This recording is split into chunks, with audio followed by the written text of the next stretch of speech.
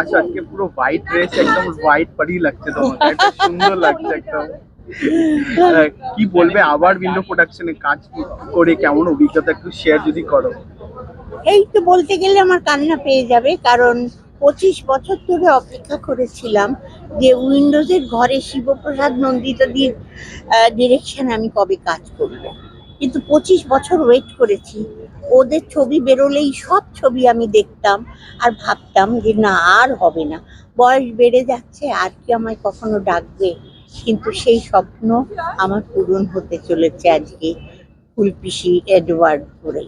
এবং আমি দেখলাম যে আমার গুরু, মানে আমরা তখন ডিরেক্টর বলতাম না, গুরু বলতাম ডিরেক্টরকে।